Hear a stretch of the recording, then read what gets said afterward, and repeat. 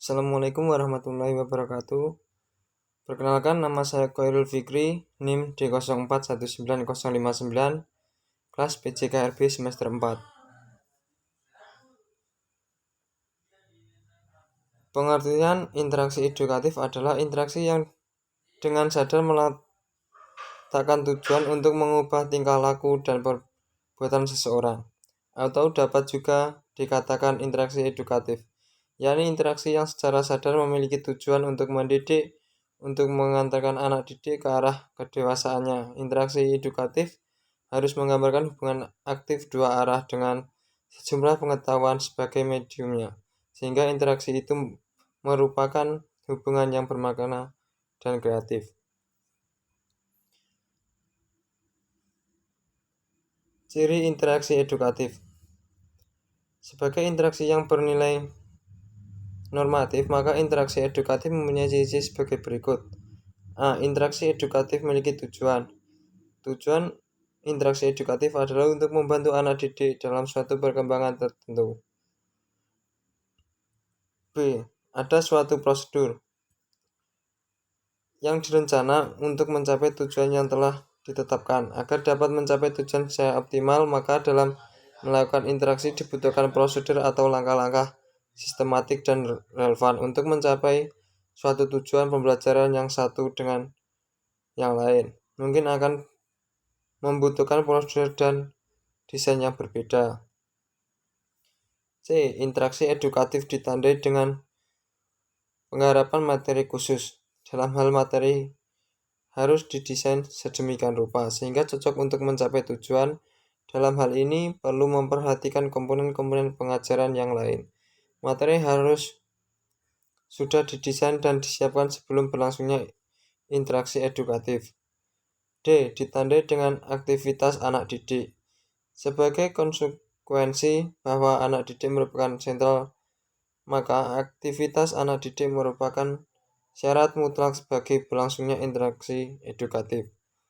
Aktivitas anak didik dalam hal ini baik secara fisik maupun mental aktif.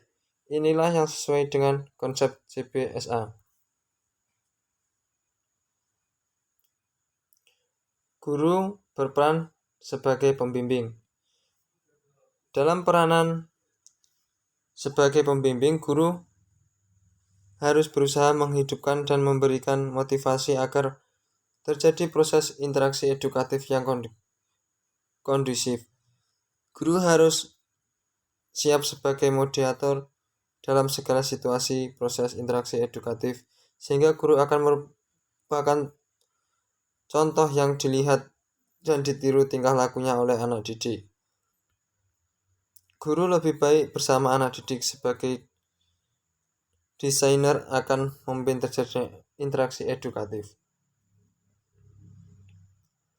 Komponen-komponen.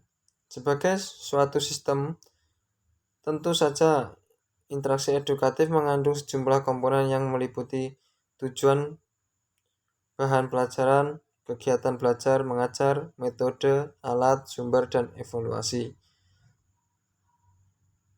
1. Tujuan yang tidak pernah absen dari agenda kegiatan guru dalam memprogramkan kegiatan pengajaran adalah pembuatan tujuan pembelajaran. Tujuan mempunyai arti penting dalam kegiatan pasti kemana kegiatan pembelajaran akan dibawa oleh guru. Bahan pelajaran adalah unsur inti dalam kegiatan interaksi edukatif.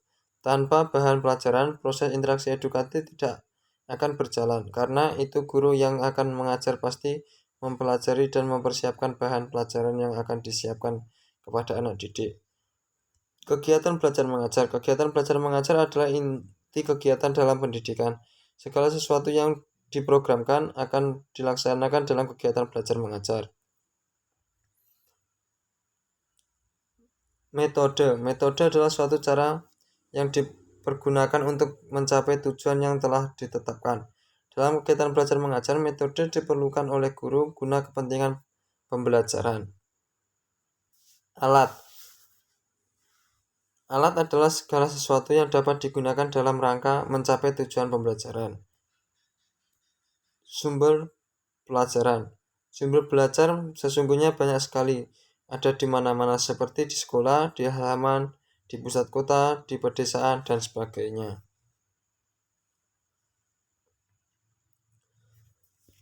Prinsip-prinsip edukatif dalam menjangkau dan memenuhi sebagai besar kebutuhan anak didik, dikembangkan beberapa prinsip dalam interaksi edukatif. Prinsip yang akan diuraikan berikut ini sebaiknya guru kuasai dan pahami betul-betul agar kegiatan interaksi edukatif dapat mencapai tujuan secara efektif dan efisien. Prinsip-prinsip tersebut adalah 1. Prinsip motivasi. 2. Prinsip berangkat dari persepsi yang dimiliki. 3. Prinsip mengarah kepada titik pusat perhatian tertentu. 4. Prinsip keterpaduan. 5. Prinsip pemecahan masalah yang dihadapi. 6. Prinsip mencari, menemukan, dan mengembangkan sendiri. Sekian yang dapat saya sampaikan. Terima kasih.